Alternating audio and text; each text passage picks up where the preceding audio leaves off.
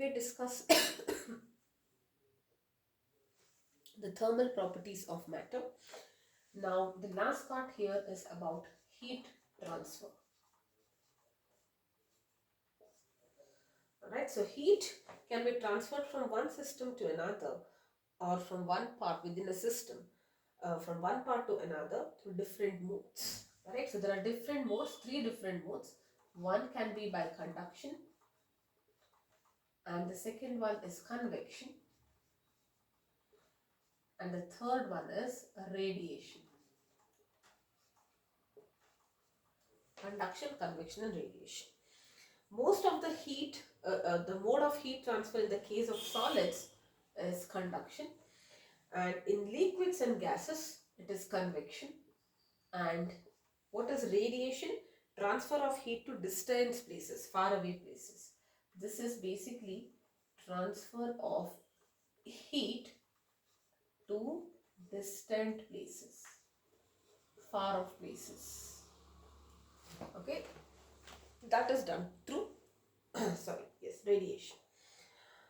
Alright, let's start with conduction. Now we have to get into the details of each mode, and we are starting with conduction. Alright, so what is this conduction? Let's try to define it. It is the movement of heat transfer from one part to another in the direction of fall of temperature without actual movement of the particles. Alright, so basically let me write the definition. It is the movement of or I should say transfer of heat. Okay, not movement, yeah. Transfer of heat from one part to another in the direction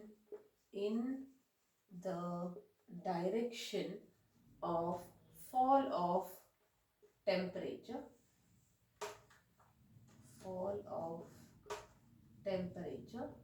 without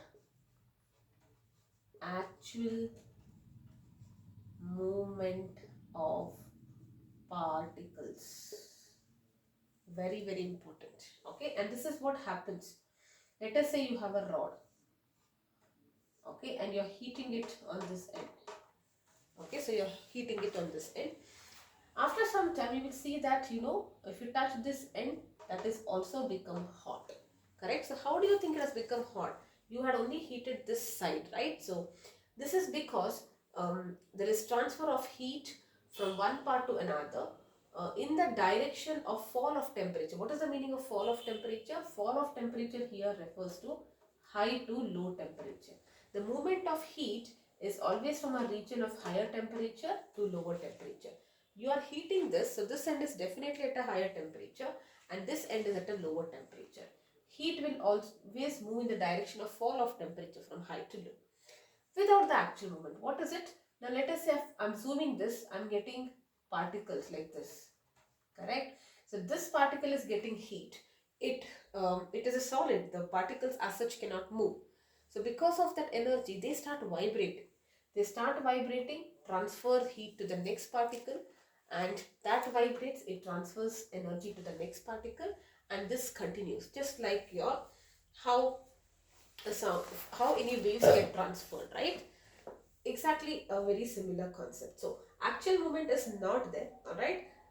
They only vibrate, they receive energy, they vibrate with a greater amplitude, transfer energy to the surrounding or the neighboring molecules. And this continues till, as a result, energy is transmitted from this end to the other end. And it is not like all substances have the same ability to conduct heat, correct? So some of them can very quickly conduct heat. Conduct is transfer heat, and you can see that within a fraction of seconds or fraction of time, you can see that the other end is also hot. And there are some substances, no matter if you wait for a long time, you don't see it to be very hot. So based on their ability to conduct, you have solids which can be classified as conductors and insulators. Conductors are those who can conduct heat very easily and very quickly, whereas insulators, like for example glass, wool, they are poor conductors. They cannot transfer heat. Okay, so this is the basic definition of conduction. Very important part is the particles don't move. just like a dominoes card, right? So you tap and it just falls. The card as such is not moving, it's only transferring energy to the next card, right? So exactly a similar thing happens here as well. Now, now we are getting into the details of conduction. There are a few terms which are very, very important. You need to know what is variable state, what is steady state, and then what is thermodynamic equilibrium, temperature gradient, thermal conductivity, and all of that. So many technical terms coming up which are super important from your numericals perspective. Okay, so if you are done with these terms and you're done with a little bit of numericals, we are done with the conduction. Then we will talk about convection. Alright, so we are going to get introduced to a few terms, but let us understand that terms with the help of a setup. Let us say you have a rod and you are making equal divisions, like at equal spacing. Okay, and let us say you are filling it, you are making a groove and there is a thermometer attached, and this is end A, this is end B. End A is connected to a steam bath. End A is connected to a steam bath. Okay, so this is the setup that you have. Let us say this, from here we are getting steam. Okay, so this is what is there. So what will you write? There is a metal rod of 1 meter length. One end of the rod is kept in a steam bath and the other end is exposed to air. So that means this end is getting hotter. And you make a number of small cavities and insert a thermometer or maybe even mercury. Let's say you are just making adding some mercury there. All right. Next, thermometers are inserted in the cavities. First you make a small cavity, add mercury, and then on top of it you place thermometer. So you have different thermometers here. This is the setup. Now let us say you don't heat. Okay, so before heating, these are the observations. Okay, so before heating which end? Before heating A end of the rod, all thermo will show the same reading, correct? Whatever is the reading of the, whatever is the temperature, room temperature, it will show the same reading. You have not started heating, all the thermometers, I have 4 thermometers, all of them will show the same reading. Now you start heating end A, alright, and you see that the readings in the thermometer, the readings will start rising slowly because heat is getting transferred, right? So the thermometer results in the temperature starts rising, and for some time the temperature of various portions of the rod keeps increasing. You can see that, let me write this here at this setup in the same order. You can see that here the temperature is more, rising is more, rising is less, little bit, and the least. There is rising, but it is less. Alright, so when you start heating and you try to note the observations, you can see that there is a rise in every thermometer, but what is that? Individually it is different. This is what we call as the variable state. What is this called? Variable state. Variable state means in each thermometer it is not fixed. Let us focus on this thermometer. Okay, the first thermometer. It starts rising, rising, rising, rising, rising, rising. So the temperature is slowly rising. Because the temperature or the mercury level is not fixed, we call this as variable state. Similarly here also, the temperature starts rising, the level rises, the level rises. In all the thermometers there is a gradual increase. Since the level, there is no steady, the value is not fixed, it is increasing. We call this state as the variable state. Now please note that whichever end is close to A, the rise will be faster and the rise will be slower as we move from end A to B. Obviously, right? Because this end is receiving heat first and then it is slowly propagated until the end. Okay, but overall it is slowly rising in all the 4 thermometers. That's the reason we call it as variable state. Okay, next. So how do you define variable state? Variable state is that state wherein the temperature at each point on the rod is continuously increasing. Okay, so that is variable state. Now after some time, if you say the thermometers do not show any further rise in temperature. Okay, it does not show. But individually, okay, but different thermometers will show different readings.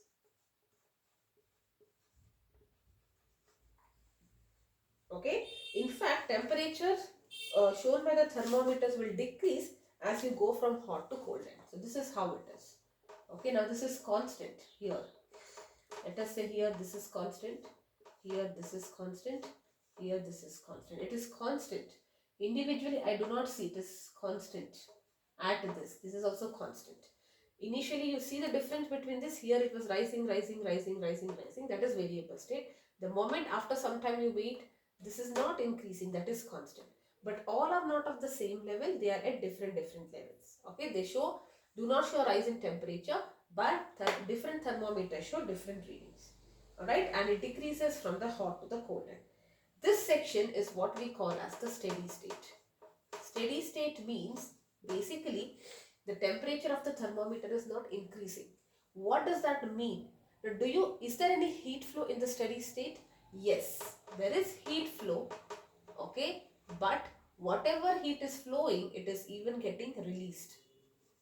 Okay, so there is no absorption, because if there was absorption of heat by the rod, temperature would increase, right? So there is heat flow.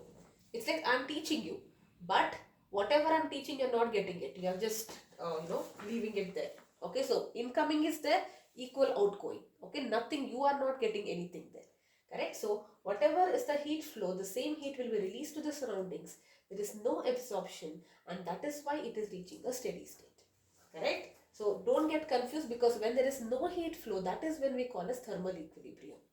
Correct? Individual thermometer is maintaining a constant temperature, but the all the thermometers are not at the same temperature. That means there is still a heat flow. This is still a little hotter, this is little cooler, and something like that. Correct? So whatever is heat is received, it is transmitted, and the remaining, I should also say plus transmission. Okay, plus it is transmitting to the next part, but also releasing it, and it is not absorbing it. Alright, now this is steady state. Now after steady state, if you wait, you will see that all the thermometers will be showing a same temperature, which is below all of this, and that is nothing but the room temperature. Okay, so exactly at the room temperature, all of them will be the same reading. Okay, so all thermo will show same reading. This is what we call as thermal equilibrium. Okay, and there is no heat flow, because there is no temperature difference, right? See, heat will flow whenever there is a temperature difference from hot to a colder temperature. Here there is still a temperature difference. This is hot and this is cold, correct? So that means heat should flow technically. But when heat is flowing, it is not absorbing anything. It is just trying to transmit and release heat. So it is not absorbing anything. That's why it's not increasing its temperature. But there is heat flow, because there is a difference in the temperature of this end and that end. And after a while, as and when heat continues to flow, all of them will come to the same room temperature, correct? So gradually the difference is getting reduced. There is heat flow, heat flow, heat flow, slowly, slowly, slowly. And once the temperature between this end and that end has become same, that is what we call as the thermal equilibrium. And since the temperatures are same at all the points, there cannot be any heat flow, okay, because heat is only flowing when there is a difference in temperature. Correct? So that's the difference between steady state and thermal equilibrium. Steady state, there is heat flow because the temperatures are different. If there is difference in temperature, there is always. But individually, it is not increasing. That's all. It is becoming constant, which means that there is heat flow. It is just passing on and releasing heat. Okay, but heat will flow. Over a period of time, you can visualize this process happens a little slower, and a time comes when this heat and the temperature, this has also slowly risen, and now it is almost in a steady state. Now it's actually like falling after a while, if you see. Okay, after steady state, what happens? The temperature slowly starts down, because the passing of heat is slowed down. Correct? Heat is flowing, but it will slow down, And a state comes when all of them are at the same temperature, that is room temperature. That is when there is no heat flow, and that state is what we call as the thermal equilibrium. Okay, so this part I think it's very clear. This experiment tells you about so many terms. It's very easy. Variable state, all the thermometers are showing different rise. Every point there is heat which is absorbed also, and that's the reason there is rise. And then you have the steady state where individual thermometers do not show any increase, but all the different thermometers have a different reading. That means there is heat flow, but it is only transmitted and released, not absorbed. And that explains why the temperature of individual thermometer is constant, because it's not absorbing. Now, if you leave this setup like that for some time, the rate at which heat is flowing slows down, and a time comes when all the thermometers are at the same level, that is at room temperature, and no heat flow, and that is what we call as thermal equilibrium. First variable state, followed by steady state, and at last you have thermal equilibrium. Alright.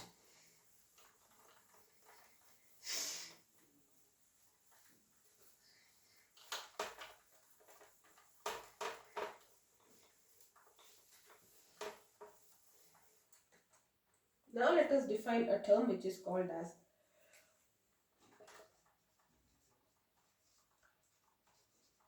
temperature gradient. Just like a rate in physics is division by time, gradient is division by length in physics. Alright? Now this term becomes more important during the steady state. There is no such term when we talk about things in thermal equilibrium. This is only relevant when we are talking about steady state. What is steady state? There is heat flow, but whatever is coming is transmitted and released to the atmosphere, so nothing is absorbed, right? That is what we know. Now you know that what is happening, temperature is slowly decreasing as we move from the hot end to the cold end, correct? Hot to cold end, it is slowly reducing. Let us say if temperature is T1 and at the cold end it is T2. Okay, so this is at the hot end and this is at the cold end. Alright, then let us say L is the length of the rod, right? So the quantity, if I do T1 minus T2, T2 is at a higher temperature, divided by L, this is what we call as the change in temperature with respect to length, and that is nothing but your temperature gradient.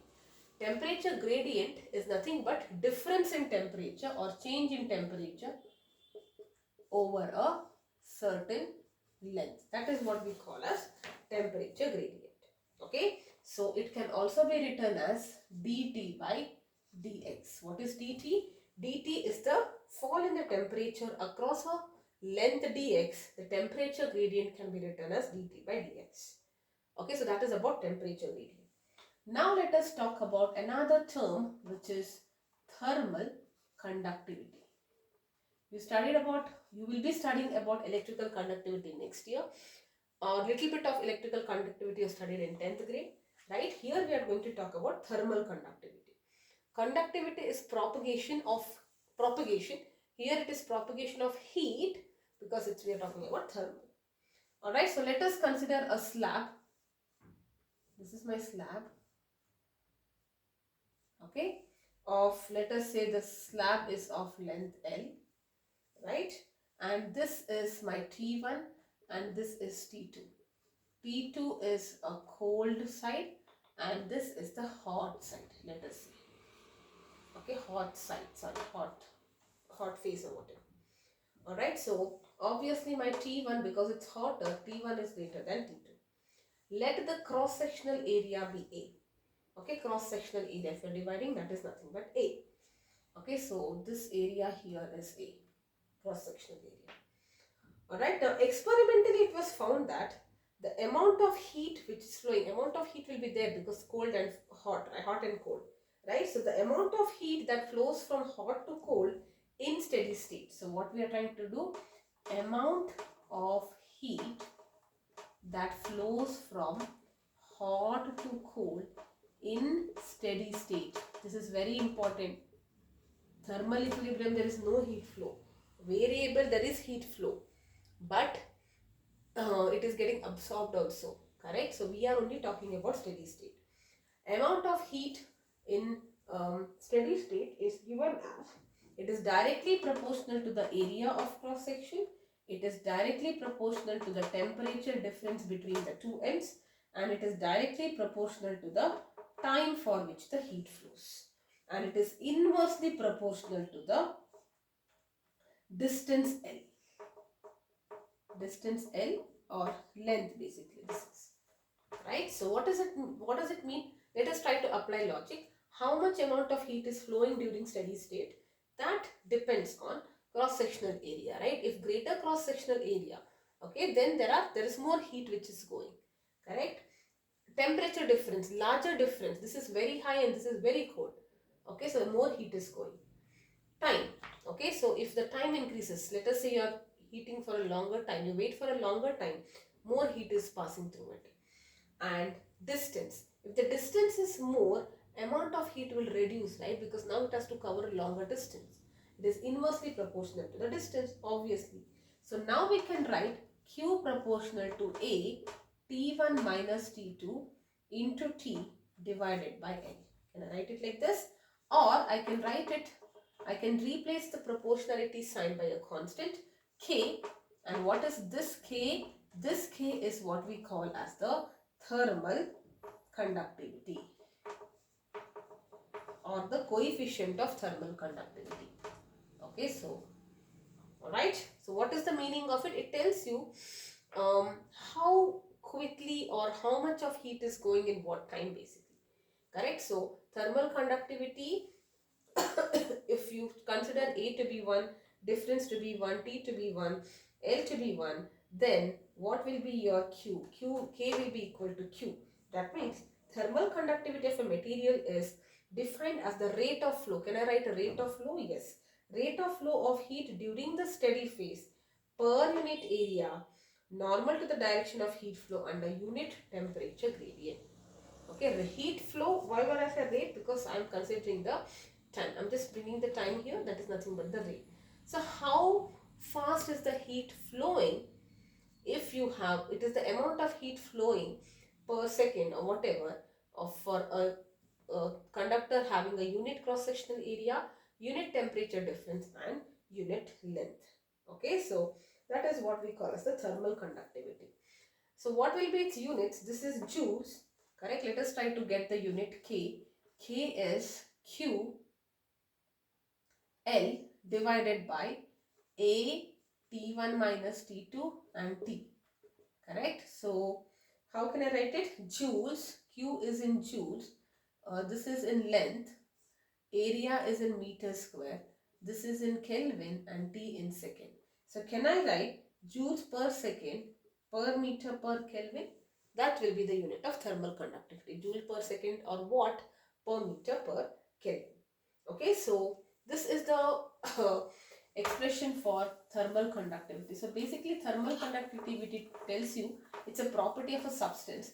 It tells you how, what is electrical conductivity telling you? How easily the charges can flow.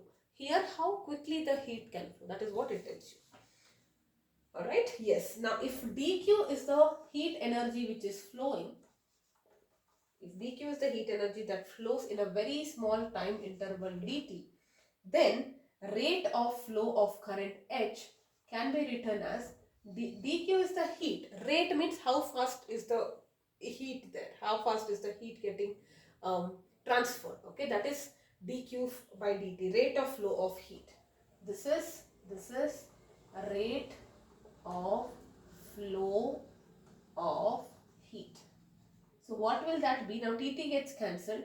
Isn't it K into T1 minus T2 by L? So that is the rate of flow of heat. Correct? So this is how I can write. Now here if you say, I can also write it as T1 minus T2 divided by R, where R is given as L by Ka. This R is what we call, right, as the thermal resistance. Okay, it's a constant because L is constant, K is constant, A is constant. Correct? So thermal resistance, sorry. Yes. Okay, so remember R is equal to rho L by A. It's very similar. Rho was the resistivity, K is the conductivity, so that's why it is 1 by K. Alright, so thermal, two formulas you need to know. Rate of flow of heat, dq by dt is Ka T1 minus T2 by L. And what is thermal resistance? Remember, rho is not there. L by A, conductivity is K, so L by K. Alright, so that is what we call as the thermal resistance. Okay. Now let us say there are two things which you need to know for solving numericals. One is the rods in series and the rods in parallel. Okay, so let's talk about rods in series. Okay, so let me say I have two rods of the same length and same cross-sectional area, and they are placed in series. Okay, so they have the same length. Now if you ask me what if it is different length, of course it can be different length, but this formula what we are getting is derived only after you are considering, just to start with you are making it simple, but if you do right from the beginning with an unequal length and unequal cross-sectional area, you will get some other equation, but the equation final answer for this equation is taken by considering the simplest case that length is same, area is same. Alright, so let us say this resistance is R1, this is R2. Alright, and let us say the rate of flow of heat here is H1 and the rate of flow of heat here is H2. Now if the rods are connected in series means end to end, what is same? The rate of flow of heat is same, right? Heat flowing per second to both rods will be same. Rate of flow of heat will be same, right? It is like, if you have the same pipe, the same amount of water will flow, correct? Okay, I have to talk about conductivities. Okay, so maybe this is at temperature T1, this is T0 and this is T2. Let us say their conductivities are K1 and K2. Thermal conductivities are different. What does it mean? It means two different materials, same length, same cross-sectional area, two different conductivities. That's the reason they have two different resistance. It depends on rho La. You see that? L and A are constant because K depends. K is different, R is also different. I hope till here it is clear. Now in series I say the same rate of the rate of flow of heat is same, because whatever heat is coming here, the same heat is going in this part also, correct? It is in series together. So I can write like H1 is equal to H2 then, and what is H1? K1 A1. What is the difference? T1 minus T0 here, correct? This is 1 divided by L will be equal to K2. Now I don't have to write A2 because A is same. This will be T0 minus T2 divided by L. L K goes, right? So what you get? You get K1 T1 minus K1 T0 is K2 T0 minus K2 T2. Now if I just try to rearrange for T0, T0 will be K, okay, let me take this to this side. So T0, this will be K1 plus K2 into T0 will be K1 T1 plus K2 T2. So what will be T0? K1 plus K2, sorry, T0 will be K1 T1 plus K2 T2 divided by K1 plus K2. Doesn't this remind you of a formula which I studied in system of particles? M1 x1 m2 x2 divided by m1 plus m1, center of mass and all that, same thing here. Alright, so K1 T1, K2 T2 by K1 plus K2, that gives you this temperature T0, right? Now, let us say this is equivalent, you have an equivalent rod of having the same thermal resistance. Then, do you agree R will be equal to R1 plus R2? If I take a one rod whose resistance is R, same length, same area, R will be R1 plus R2, right? So what is R? R is L by Ka, correct? So can I write it as 2L, because L and L, it is 2L divided by effective, K effective into A is equal to L by K1A plus L by K2A. R is the total length 2L divided by its conductance and its area. This is L1 and this is K2. correct? So this is what you get, right? So now L and L gets cancelled. So what you get? 2 by, and A also gets cancelled. 2 by K effective is 1 by K1 plus 1 by K2. Therefore, K effective is 2 K1 K2 by K1 plus K2. So just cross multiply this, take the common and cross multiply. This is what we get as the K effective. So for series you can remember 2 into product by sum. Okay, 2 into product by sum is the effective conductance for two conductors which are in series, provided their length and cross sectional area is same. Correct? So 2 into K1, just have to multiply their conductivities. 2 into K1 into K2 by K1 plus K2. Remember the formula for T naught, remember the formula for K effective. That's for the conductors in series. Now let's say, what if you keep the two rods parallel? Okay, parallel, again they have the same length and same area, but rods are in parallel. Okay, same length and same area. Okay.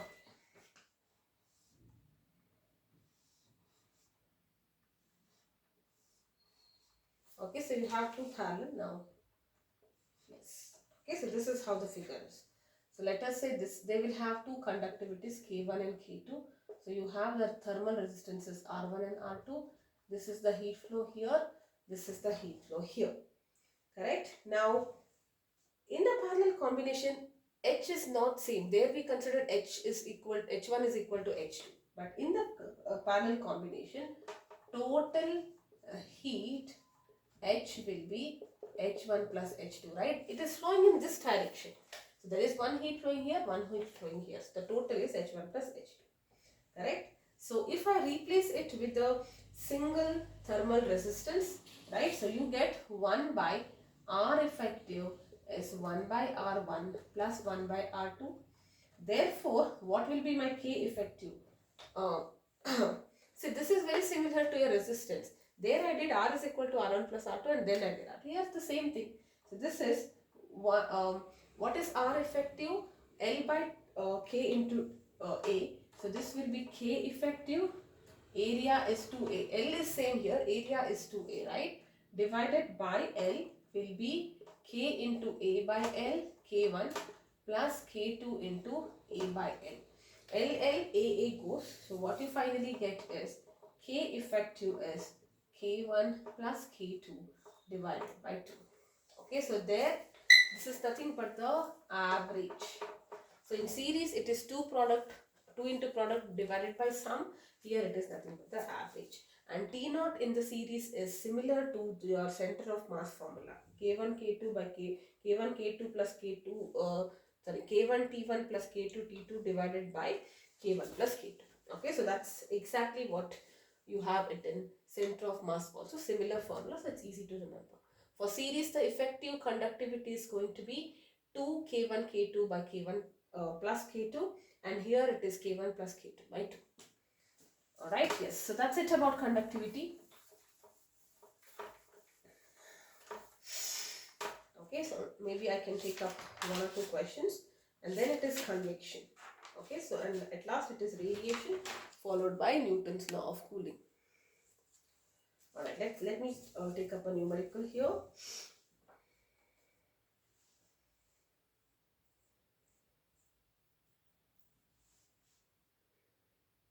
Okay, I'll take a little next level question, okay, because that covers the basic part also.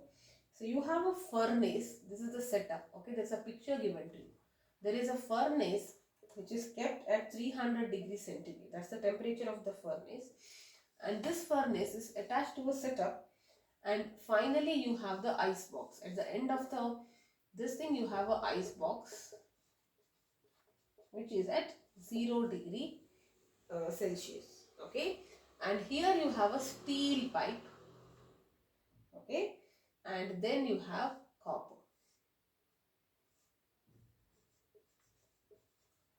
okay, and then you have your steel, correct, and you have some insulating material here. Okay, now the steel pipe is a little wider, you can see, thicker. copper is thinner, and this is some insulating material. Okay, now this is a picture given to you. Now the question, let us read. When the temperature of the steel copper junction is in the, what is the temperature? You have to calculate what is the temperature at steel copper junction. That means here. Okay, so what is the temperature during the steady state? That is the first part. Length of the rod they have given. Okay, so length of the steel rod, let us write. Length of the steel rod is given to you as 15 centimeters. Length of the copper rod is given to you as 10 centimeter. Furnace and other end is given. Area of cross section. Area of cross section of steel rod is 2 times the area of cross section of the copper rod. Thermal conductivity of steel is given to you. Okay, thermal conductivity of steel is 50.2 joules per seconds per meters per Kelvin, and for that of copper is 385 joules per second per meter per Kelvin. Okay, so let's now try to understand how to approach this question. It's a little next level, but that pretty much covers everything, whatever you have to do in basics as well. Alright, so there is an insulating material here. This insulating material is reducing the heat loss from hot side to the other side, right? So it reduces heat loss from the sides of the rods. That's why it is made up of an insulated material. That means heat is only flowing along the length. Now, if this was not there, heat would have flown like this also, right? So just to make it simple, I can just try to visualize that this insulation is actually trying to minimize the heat loss in other directions, and heat flow is only in the lengthwise direction, along the length of the rods. Correct? Now, if you consider any cross section of the rod in the steady state, heat which is flowing into the element, whatever is flowing in, the same heat must be flowing out, right? Because if it is not the case, then there will be a gain, right? If it is not the same, something is getting absorbed, temperature is getting increased, and that cannot happen because we are talking about steady state. So at a steady state, okay, whatever heat is flowing will be equal to heat which is flowing outside. So same heat is flowing. If it was not the case, then we cannot call it to be in the steady state. Correct? So can I say in steady state rate of heat flowing across the cross section is same at every point? Can I say a rate of heat flowing across a cross section of the rod is same at every point, right? That's what it is. It is same at every point, right? Because that's the reason temperature is not increasing, right? So we are saying that same amount of heat is flowing throughout. The only thing is there is no absorption, that's all. So the rate of heat flow is same at every point along the length. Let us say at the junction the temperature is T, and if the heat flow is same, then how can I write this as an equation? What is heat flow? Heat flow, rate of heat flow. So rate of heat flow is K1, A1, difference in temperature 300 minus T divided by length. Let me call it as L1. Okay, so this will be equal to K2, A2, T minus 0 divided by L2. Right, so now we just have to substitute. Correct, so K1, I know what is K1 for this thing, 50.2. What is A1? A1 is 2 times AC. So write 2 times AC, 300 minus divided by 50.